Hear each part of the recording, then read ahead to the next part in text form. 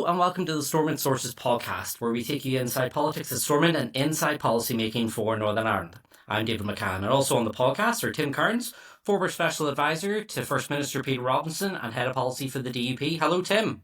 Hi, David. And we also have Michael McKernan, who was a former Special Advisor to the SDLP. He worked in the executive from 2007 to 2016. Hello, Michael. Hi, David. Hi, Tim.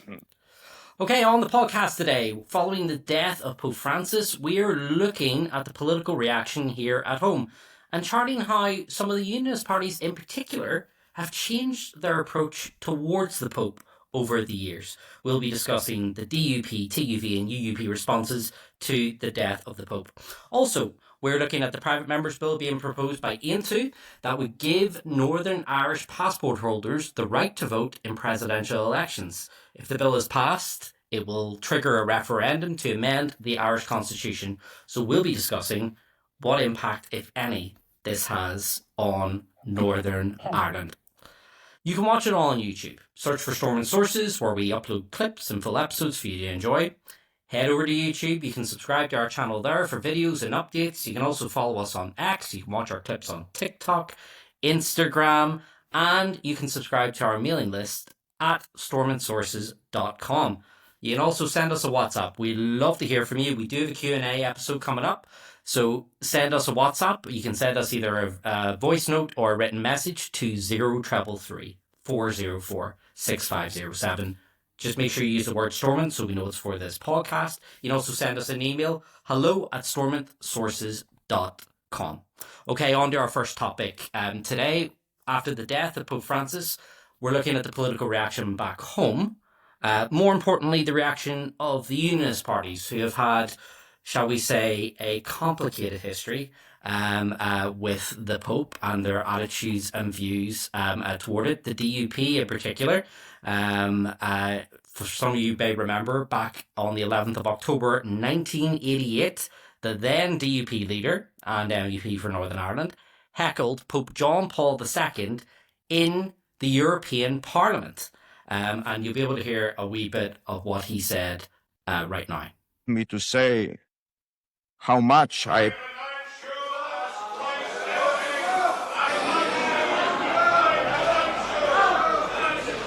Mr. Paisley, I call you to order. Tim, that was what the then DUP leader said about the Pope in 1988. Of course, Ian Paisley broke into politics with some very colourful language about the Catholic religion in particular. But fast forward to this week, and his successor, Gavin Robinson, is striking a bit of a different note. And I'll just read out, Tim, before I come to you, what Gavin Robinson said. Gavin Robinson said the following about Pope Francis. He said, Pope Francis was held in deep affection by many in Northern Ireland. We extend our respectful sympathies to all those grieving his passing. While many in the unionist community may hold different theological views, it is important to recognise the profound respect and admiration that many of our fellow countrymen and women had for the humble caretaker who entered the priesthood and died as the head of the Roman Catholic Church. At this moment, we acknowledge their sorrow and offer sincere condolences. Tim, that is a world away from what we saw in 1988. Explain this for us. Well, I think first off, you've got to say, however you slice and dice it, Gavin Robinson and the MPs are completely different people in terms of their theological outlook. I mean, Gavin is not a Free Presbyterian. Gavin is not from that Free Presbyterian stock. He's a very different theological outlook. And I think within Protestantism, I think we've got to acknowledge that there has been an evolving theological outlook towards the Pope. I mean, if you go back to the Reformation and the birth of Protestant churches, the Pope was viewed as the Antichrist. So in the Bible, there is a figure who is anti-Jesus Christ, anti the Christian religion. And reformers at the time of the Protestant Reformation identified this as the Pope for very obvious reasons. That's who their disputation was with at the time. They saw that the Pope did not want to reform the church. He was then declared to be the Antichrist. Now, that is what you really saw in Ian Paisley's statement to the European Parliament in Strasbourg. He held up a sign that reflected what the reformers had said a few hundred years before Ian Paisley's intervention in the European Parliament, and that sign said on it, the Pope is the Antichrist. And that's what he was shouting at the Pope. You're the Antichrist. You are, Satan's tool or whatever it was he was saying, and all of those things. And that was a very much not a political rhetoric. That very much, of course, was theological rhetoric. Now, for those who are of Reformed tradition, that idea that the Pope was the Antichrist or is the Antichrist, or the office of the Pope, the Bishop of Rome is the Antichrist. I mean, that has started to fade away within Protestant thought. Although, interestingly, you do see some American politicians, some Republican politicians in the South who would be hardline Protestants have tweeted some stuff that would be negative along that line of the Pope is the Antichrist, the Pope is someone who's in opposition to the Christian religion. And that sentiment does still exist within Protestant thought and within hardline evangelical thinking. Well, Tim, if I could just break in, because obviously when Pope John Paul II died, he actually died just as the 2005 general election was getting underway. Ian Paisley said this about John Paul II. So Ian Paisley, the NDP leader, said this: "We need to learn that everyone on earth, no matter what position he holds, or the claims he makes, or the support he has, must come to death and eternity. All of us will stand before God. The Bible says it is appointed unto man once to die, and after this, the judgment." And he goes on, he says, "We can understand how Roman Catholics feel at the death of the Pope, and we would want in no way to interfere with their expression of sorrow and grief at this time." So that was back in 2005, so that was 20 years ago. Now, Gavin has gone quite a few steps since that. So, I mean, you've outlined there about kind of the theological thing, but is it more maybe reflective of a changing kind of Northern Ireland, and maybe just a more secular form of unionism?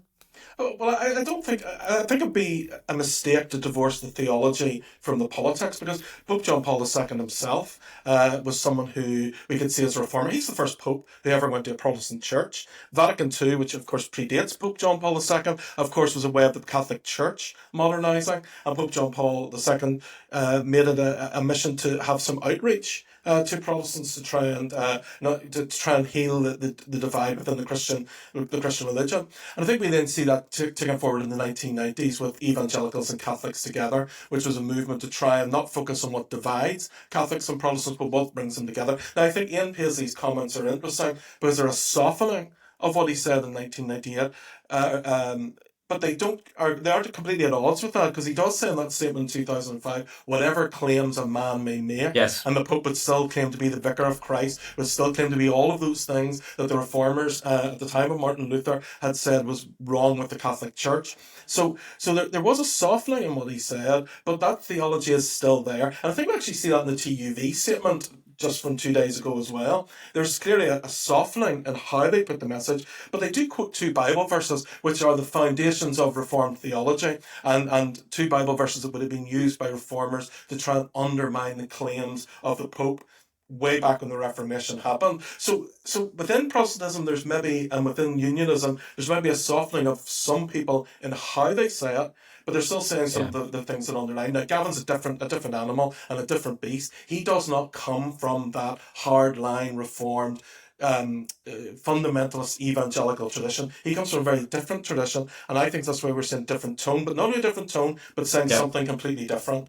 Yeah, Michael, I just want to come to you on this then. What did you, because I noticed on X, for what it's worth, but there was actually a bit of critique of Gavin's statement. There were some people who felt maybe it was a wee bit too caveated. Now, lots of people welcomed it as well. What did you make of his statement? No, I thought it was an excellent statement and an excellent interview that he gave the BBC. I think it was sincere, heartfelt, and reaching out and going beyond what previous leaders have done. So I would give him full credit for that.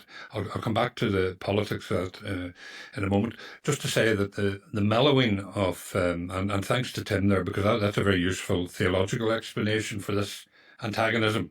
But I think change has been underway with the communications revolution. I think, way back in the 50s or whatever, it was possible for people to think of, the Pope as old closeted Red Sox patrolling around the Vatican City, plotting the downfall of Ulster Protestants, and so on. And then you see the guy, even before Ian Paisley's outburst in the Strasbourg, you have Pope John Paul II coming to Northern Ireland in 1979. and making it absolutely crystal clear where he wanted Catholics to be on the issue of political violence. On my knees, I beg you to return to the path of peace. So those were powerful words, and they wouldn't have been lost on the entire community, not just the Catholic flock. So I think that's been underway. And people can then see, since John Paul II, they're seeing popes who come out, who are humble, who go to prisons and wash the feet of prisoners, who identify with refugees, identify with migrants, lepers, the outcasts of society. And they can see palpably a good person in the Pope and a good leader. And so I think, and Gavin actually went further than the part of his interview that you quoted, David. He actually recognised that not just the Pope was important to Catholics and to Northern Ireland Catholics, but had an importance in the world as a moral leader. And he said that, and that was generous as well, often, although it's, in my view, palpably true. Let me come for a second just to the politics. While I've praised Gavin for his words, and I mean that, it's also good politics. I think Gavin, there's a clever leader emerging here with a clever strategy.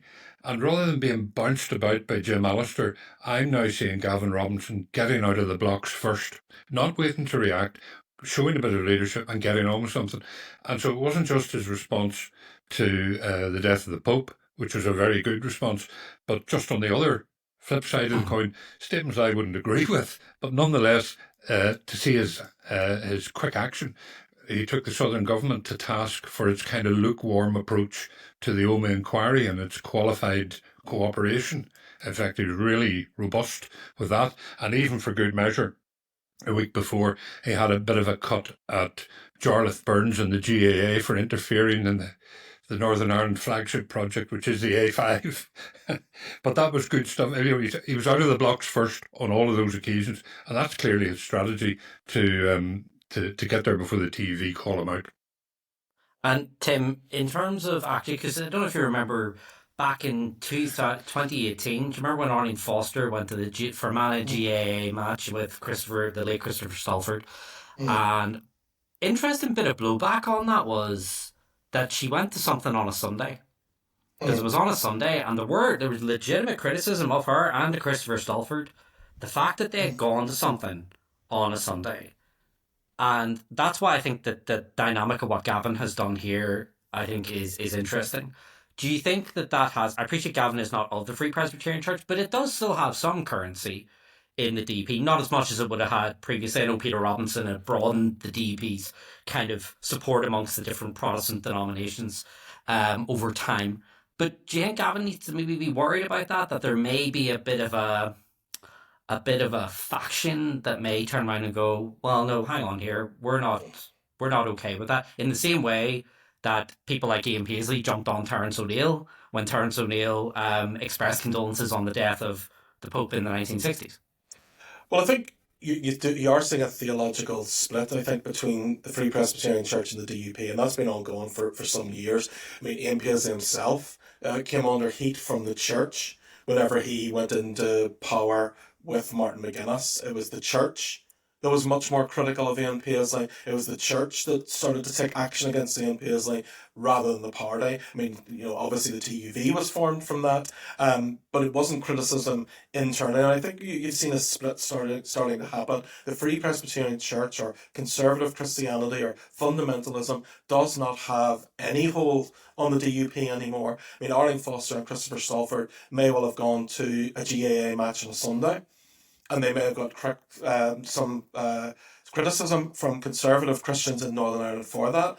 And I think, personally, I know Christopher personally was affected by that. He had to change church as a result. But it wasn't Christianity as a whole that was critical of Arlene and Christopher at that time. It was a very, very small subsection of fundamentalist Christianity whose voice has been neutered over the years in the political realm. And more as each year passes, that voice is becoming more and more irrelevant. And it does not control the DUP anymore. It's not even a small factor of control within the DUP anymore. There has emerged, as Michael's quite rightly said, a new leader in Gavin, who is much more attuned to what to say and how to say it and the way the message needs to be presented than I think any other unionist that we've had in leadership since the history of Northern Ireland has been formed. So Gavin is much more attuned on that communications, and I think we've seen that. I think, Arlene, in fairness to her, was as well, although she obviously had a misstep in and around not meeting the Pope. I think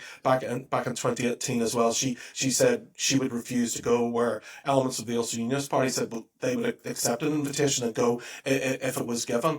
But I think now, if the Pope, whoever the new Pope was going to be, was to come to Ireland, I do think actually Gavin or somebody from the DUP would be prepared to meet them. I think we could see that happening, and then you would see a full evolution theologically of where unionism is. Because Michael, and you were talking there when John Paul came to Ireland in 1979, and the amount of John Pauls in Ireland that came out of that in 1979, 1980. My brother's one of them, who is the name John Paul because he was born in that year when John Paul came to Ireland. Obviously, when Francis came, there wasn't there was the compare and contrast between the lack of kind of enthusiasm for Francis compared to John Paul and how Ireland had changed during that period. But a Pope has never visited Northern Ireland. And obviously we're waiting to see who the new Pope will be. I mean, do you think that could cause, because Tim said there about Gavin meeting him, I mean, if he comes to Northern Ireland or the UK or the Republic, I mean, do you think that there would be kind of that political hesitancy amongst maybe some of the unionist parties? There might be some hesitancy, but I think, first of all, if the Pope does come to the UK or to Ireland, he has to come to Northern Ireland. They have to get that one off their back, and I think he'd be welcome. Okay, there's always a security thing. There's always a few freaky people. I mean, there's a loyalist band there having a bit of a sneer about the Pope's passing. There'll always be some opposition, but as Tim says, the actual really heartfelt opposition and hatred of the Pope has receded and long gone, I think. But society's changing. It's not just attitudes to the Pope. We talked about Ireland going to GA match on a Sunday, but Irish League football is now played, or some Irish League fixtures are played on a Sunday. They never were before. Our bars and restaurants are open late on Sundays. They never were before. The shops are open all day Sundays. They weren't before. All of these changes are occurring. But let me make one point here about the politics of all of this. Do not assume that because there's a mellowing of attitudes of unionists to the Pope, which undoubtedly has happened over time, that there's a mellowing of their attitude to maintaining the union. The big divide in Northern Ireland remains the constitutional divide. Those who aspire to retain the Union and those who aspire to reunite Ireland. Mm-hmm. And that hasn't changed one iota. It was in the past emphasised or underlined by religious difference. And that religious difference is kind of blurring somewhat. But Gavin Robinson, being very generous about the Pope and Catholics, doesn't take away one iota from his commitment to maintaining the Union. So I wouldn't read a lot into the politics of it. Equally, some crafty device on the part of the DUP to try and retain or win over some Catholic voters who vote DUP because the DUP is the only party left that's holding the line on abortion or whatever. That is minuscule, in my view, and it would not be a reason for the DUP to be nice to Catholics. I think the move by Gavin Robinson is just a genuine modern move. We've heard that. I want to go on to just some of the other unionist parties that have commented. Tim, you were referencing the TUV response, and I'll just quote a wee bit of it here. So a TV spokesperson said the TUV recognises that the death of the Pope is something which will be mourned by Roman Catholics across the world, including Northern Ireland. Death is a reminder of the mortality of us all, no matter how prominent the individual. One thing that actually struck me about the TV statement was how similar it was to the DUP statement in 2005. It was almost kind of the same kind of thing that we were quoting there about the MPs. Tim, what do we read into? I saw some commentary about, there was a lot of negative commentary about that on Twitter, X. So what did you make of that? Well, I think you've summarised it well. It really is a restatement because it goes on, as I said earlier, to quote some Bible verses, and they would be sort of critical, reformed theology, biblical texts. They'd be proof texts for reformed theology. So it's kind of, it gives with one hand and takes away with the other. It's a tonal difference. There's clearly the people who crafted that statement still believe the foundations of the Reformed theological belief that the Pope is the Antichrist as outlined in the Book of Revelation. So I think, yes, there's certainly a softening of language, which I think is good to see, because I really don't get, and maybe somebody can help me with this, but I really don't get how anybody revels in the death of any human being, be it the Queen, be it the But Pope, we did see, be it Margaret Thatcher. but we You did know, see some of that, Tim, on Monday. That, I mean, some of those really horrible videos there were people out but, there. Yeah. but what I'm saying is, whoever that is, when it was the Queen who died, and we saw young people in a pub singing very distasteful things at that time. Same with Margaret Thatcher. We saw people saying these things. And to DB's credit, of course, though this is almost a ridiculous thing to say, to their credit, they came out very quickly and condemned what we saw at the Apprentice Boys Parade on Monday. I struggle to understand how anyone can revel in the death of any human being, however much you disagree with them politically or not. You know, I reckon if Donald Trump had got shot during the election campaign at the end of last year, there would have been people reveling in his death. I cannot understand how anyone could revel in the death of any human being, no matter how much you disagree with their theological or their political outlook. And I think, you know, if we're going to be a mature society, and this is for Northern Ireland, this is for everybody, I think we've got to be respectful towards people who hold different views to ours. And I think we see when a person dies, like the Pope, we see that the measure of our society as to how we're able to cope in those instances where there are differences. And I think, you know, and for the whole spectrum of Northern Ireland politics, from Martin McGuinness shaking the hand of the Queen to Gavin Robinson's statement of the Pope, I do see that we are starting to emerge as a little bit more politically mature. And I think that needs to happen for us all. We all need to be in a position where we mind our language, guard what we say, and stop this ridiculous reveling when someone that we hate dies. I just don't understand that. Yeah, and Michael, just before I come to you, we'll give Mike Nesbitt, the Ulster Unionist leader, his statement. He actually put out quite a thoughtful comment. Mike Nesbitt said, "The Pope is always cherished by so many in this country, but Pope Francis clearly had an extra special place in the hearts of his people. I shall never forget the day he visited President Obama at the White House in 2015. In stark contrast to the president's multi-million-dollar motorcade, Pope Francis arrived in a small Fiat car. It was such a clear illustration of his humanity. His sure-footed leadership was something all of us could admire, whatever our religion or faith." Michael, what did you make of the TUV and Ulster Unionist statements as well? Well, they're fairly self-evident. The one by Mike Nesbitt is generous in line with. I thought similar, so. I thought the anecdote was a nice touch. I thought. Yeah, I personalised it a bit, and the one from the TUV was, yes, you know, we're sorry this guy's died. We know he matters to some people, and well, we still think kind of what we've always thought. You know, it didn't say very much, but it wasn't hostile either. So I suppose give them credit for that. I mean, the TUV are hardline, and they're hardline on everything in Northern Ireland. So.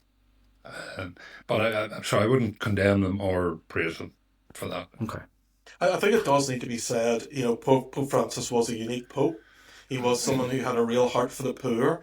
He is someone who had a real heart to change global attitudes to the poor. And even in his death, he wants to be in a place of poverty, and that's where he's chosen to be buried. So I think a lot of these things are being said, and Mike Nesbitt reflects this, of Pope Francis. He was a truly great Christian leader, and I think there is no doubt about that, and we saw it exemplified. It actually comes back to what Michael says, as we start to see in this greater communication age, you know, what the Pope actually does, what the Pope actually says, what the Pope's words actually are. I think that's why we started to see a softening, whether it's Pope John Paul II, whether it's Pope Francis. Those were popes who wanted to go out of their way to live what it meant to be a Christian as espoused within the Sermon on the Mount. And I think we clearly saw that in Pope Francis' life.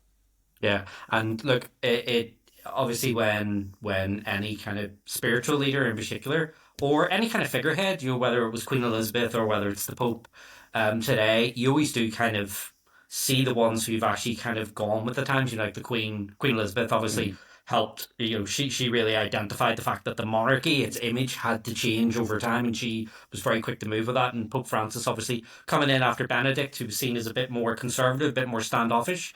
Obviously Pope Francis kind of saw the need to kind of get back out there and portray kind of a different image of the church. I know there was a bit of a, I think this is probably meant as a derogatory term, but people called him the woke pope, for some of his statements. But yeah, look, it really, it'll be interesting to see what way the Catholic Church goes after this with his replacement. Do they continue down his line, his track, or do they maybe make a reversion back? So it'll be interesting to see. Just if we conclude the segment on this thought, Michael, I want to come to you first on this.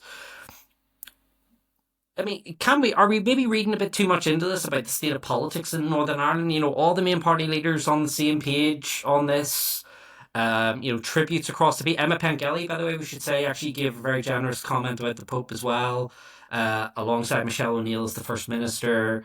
Again, SDLP leader, same the Clarhana, same thing. So, what are we in danger of reading a bit too much into that? Yeah, we are. As I mentioned before, the big divide in Northern Ireland is the political constitutional one, and you are not losing any ground as a unionist or a nationalist by praising the Queen or praising the Pope, or whatever, showing respect for the other side's tradition. I think the dispute in Northern Ireland is no longer religious or theological.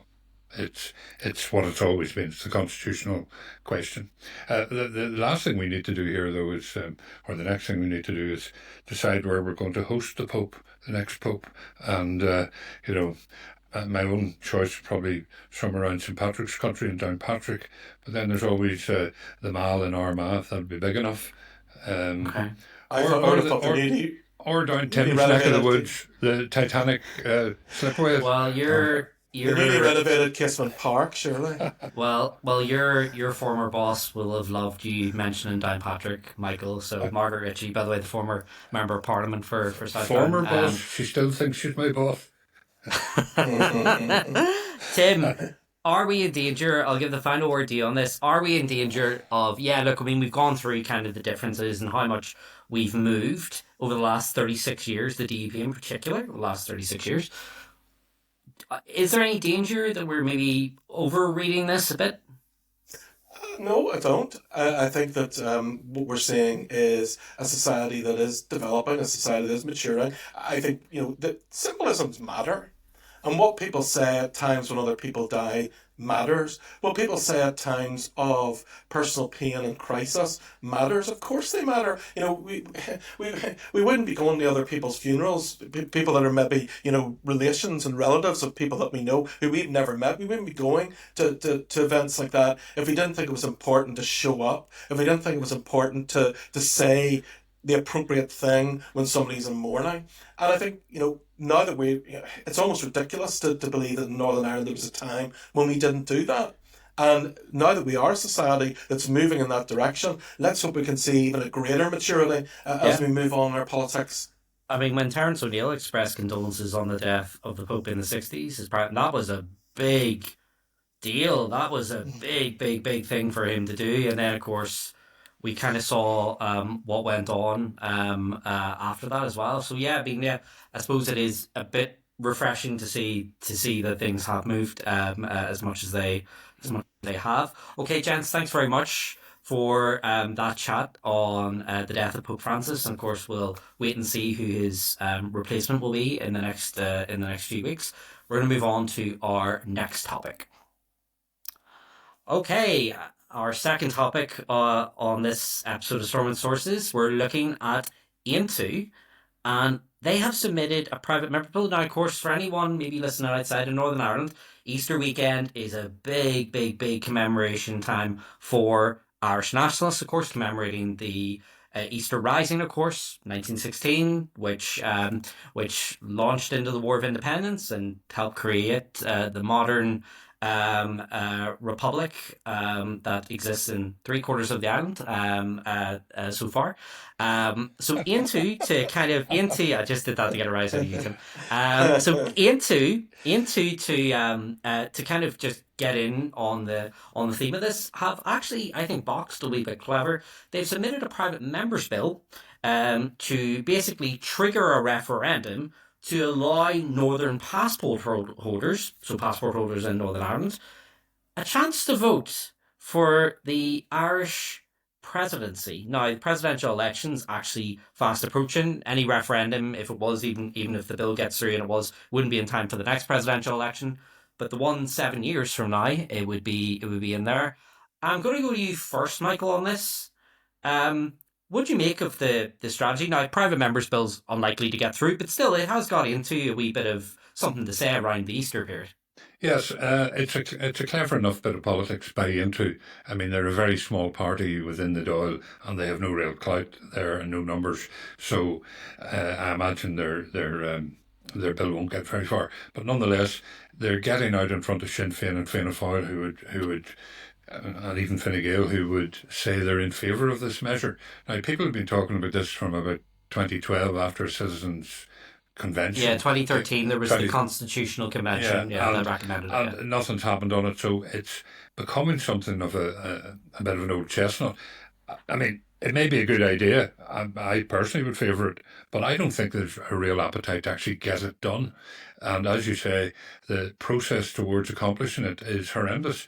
It's get a private member's bill or any other bill through the Dáil, then draft a constitutional amendment, then put it to a referendum. And in recent history, even with all parties supporting proposals put to referendum, they've been lost. The last couple of referenda were supported by Fianna Fáil, Fine Gael, Sinn Féin and Labour, and they were defeated by the voting public. So nothing could be taken for granted even in relation to that. And that's before, and that only completes the Irish side of this argument, the southern side. After that, what would the attitude be of the UK authorities? We certainly know what the attitude of Northern Ireland unionism would be. Alex Easton's contribution is pretty clear. So it's got a long way to go. It's a nice one to pull out of the bag at Easter, buy into, and it gets them out in front of the Shinners and FF. The only thing I would say is they have one argument of actual real substance, and that is that it is odd that you can be an Irish passport holder up here and run for the office of President of Ireland, yet you can't vote for it. And there is also the precedent here where the Northern or the UK authorities have facilitated Polish people in voting in their elections back in Poland. So there is an underlying argument, but it's so fraught with difficulty and cute politics that I don't think it's going to go anywhere. Yeah, I mean, a previous Irish government, I think from 2016 to 2020 term, they had committed to do a referendum on this and would support a referendum on this, but obviously they never got to it. Tim, we've had some interesting reactions from unionist politicians. Michael's already referenced Alex Easton's, the MP for North Downs reaction. We heard Gregory Campbell on the radio the other day saying, look, no interest here. What do you make of it? Are you looking forward to casting your vote for a future Irish president, Michael D. Higgins' successor? Well, that would assume I've got an Irish passport, but which I'll not make any comment on. But I think Aontú's you have one. I do, yeah. Aontú's I think proposal is obviously politics writ large, because I think a serious proposal that would pass would be that Irish citizens, wherever they live in the world, would be able to vote in an Irish presidential election. Now, I think the difficulty with that is, because of Ireland's quite open attitude towards who can and cannot be a citizen, there are vast amounts, I don't know what the numbers are, about 3 million.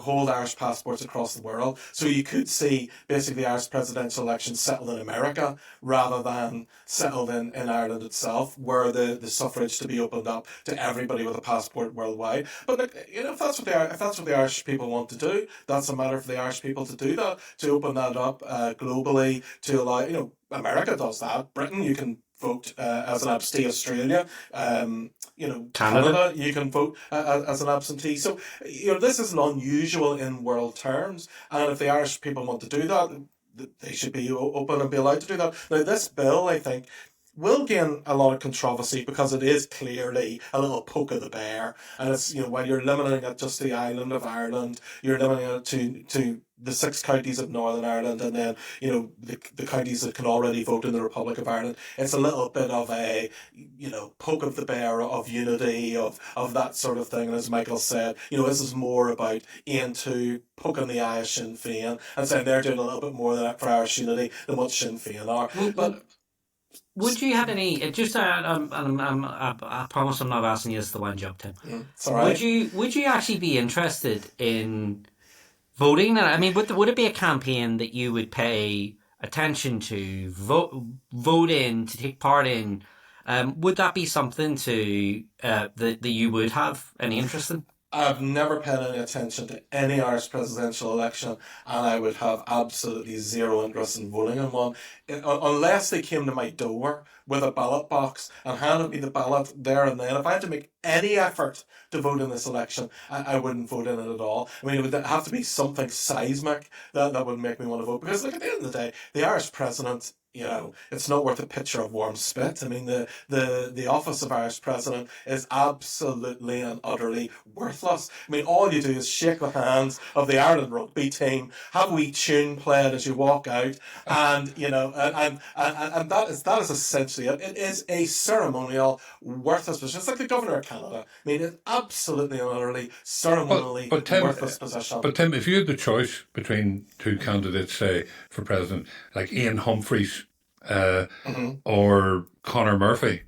would you not want to exercise your franchise?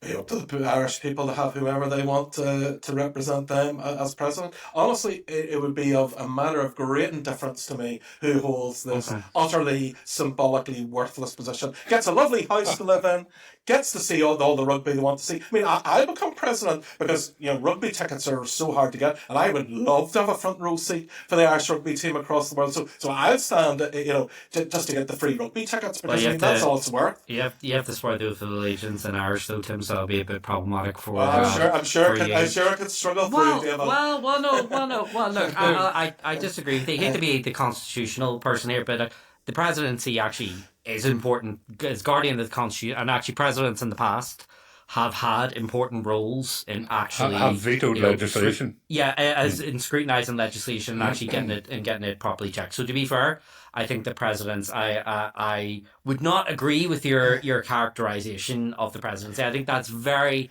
very uncharitable. And without the work of the president, we wouldn't have had the seismic change that we saw in 2011 when we had Her Majesty Elizabeth II in Dublin Castle speaking Irish and that whole trip, which was a huge success for Anglo-Irish relations. And you talk about sea changes, Tim, about symbolic sea changes. When Mary Robinson was elected president in 1990, that was a massive political moment in Irish history. The fact that she, with her politics and her views, was able to get elected as president of Ireland, it was a big deal. There may be some interesting people who have held the office. I don't doubt that. And the current president seems a very interesting chap. But actually, in day-to-day power and day-to-day things that they have to do, it is minimal. They're meeting heads of state. They're having dinners. Yeah, that's it. The Taoiseach, look, no one is disputing that the Taoiseach and the cabinet are the ones running the country. It's the president is a symbolic figurehead, and that's all the more reason why, Tim, why a lot of people actually support doing this change, because the president of Ireland actually it's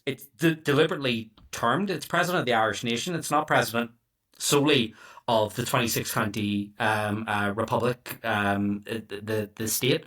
It is actually about the Irish nation, and that's so the role does have something, I think, a bit broader than just the jurisdiction of the 26 counties as well. So I think that's part of it as well. Michael, just in terms of actually the politics, say the government allow the time and say this actually does get through and it does pass in a referendum.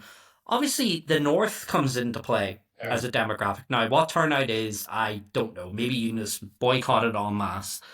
But if it does, there's the potential for hundreds of thousands of voters to come on to the system here. So, I mean, obviously that'll put more pressure on the northern parties to take more of an interest in it. Like, I know the SDLP backed Michael D. Higgins previously, and I'm nearly sure they endorsed Murray McAleese as well in the past. So would they have to take an active role in that thing? Obviously Sinn Féin do, because they ran last time. I think they would in the event that it's all passed and all through and the referendum and everything. But that still doesn't get it done, and people underestimate the logistical requirements to get this done. People are saying you could do it by post. That's a huge exercise. Maybe 500,000 voters to be identified and to be contacted, and to make it work, it would really require the cooperation of the United Kingdom government, and they might decide this is just not worth it. This has got the unionists going buck mad, and it's just not worth the hassle. Yeah. And they could ask Dublin to just back off on it, or Dublin could go aggressive and they could start setting up. I don't think they could start hiring halls around Northern Ireland for a foreign, inverted commas, election. I think they would have to set up polling stations all around the border or something like that and invite people to come. I think it's an enormous logistical exercise. It's a massive headache, but I don't think it would get as far as getting through a referendum anytime soon. But if it did, you could not take it for granted that it would go ahead smoothly in the north. Yeah, I'm not sure. Well, I'm not sure I agree with the thing that it would be massively hard for them to do. I mean, countries around, the Canadian elections on at the minute, you'll see people queuing up to cast their votes in Canada, and the Australian election, you'll see people queuing up to cast their votes in the UK. But when it's something that's never been done before, that sends the system into orbit. It's really difficult to administer. Yeah. I don't know. Ultimately, that's to be determined. But I can't imagine hiring a few halls around the north is going to be massive. Well, it would obviously require security, and that would be the problem. Yes, and hiring a few halls doesn't facilitate 500,000 people. It would be obviously the people who fit the bill for that would be the Irish government. Obviously, yeah, but you would need to hire about 500 halls. Yeah, I suppose that's all. That's all. And also, by the way, getting through a referendum. I mean, Tim, from a unionist perspective, would you not be licking your lips about this going to a referendum, and then you have basically partitionist campaigners out saying, "Why on earth are we giving Northerners a vote on this?" And they already exist. Mm-hmm. Would you not be, as a unionist, sitting back going, actually, yeah, we should just do this just so we, on RTE, on News Talk, on Virgin Media, and on BBC, we hear a bunch of Southerners come on the radio and tell people like me and Michael, get stuffed, we don't want you guys voting. I mean, it would be hilarious. There's no doubt about that. And I think unless this is one referendum that I don't think they will run until they're reasonably sure of the outcome of it. I think you need to see polling quite high on this, and I don't know where polling's currently running at within the Republic of Ireland as to what people think. But I think it's one that would be hugely embarrassing to lose. It would be a huge setback for the All Ireland and reunification conversations, and I think, as you say, it would lead to some great hilarity for Paddy Katie and the Late Late Show. Would maybe even tune in on a Friday night. It would be better than be better than Toy episode anyway. Okay, folks. Well, look, we will leave it there for today. Thank you very much for chewing the cud with us on this. Again, private members bill. We'll wait and see if it does get through and it does get on. We'll get Pater Tobin and Aontú on to actually talk us through and maybe answer some of those questions about procedures, Michael. Because again, that stuff does need to be, and how we win a campaign as well. I agree with you, Tim. I think if we lose this, it would be pretty bad for the New Ireland. It'd be good to get on Stormont Sources, definitely. Yeah. We'll work on it, Pater. Don't worry if you're listening. We'll be coming to chat to you if this gets through. Okay, gents, thank you very much for chewing through the events of the week with me once again. So just to remind you, we want to hear your thoughts and views on what we're saying. So remember, you can send us a WhatsApp at 0333 404 6507. Remember to use the word Stormont, so we know that it's for this podcast. Also drop us an email, hello@stormontsources.com. That's all we have time for this edition of Stormont Sources. Thank you for listening in. Please keep in touch with your ideas, questions and comments. That's all from Tim, Michael and myself. We'll see you next week.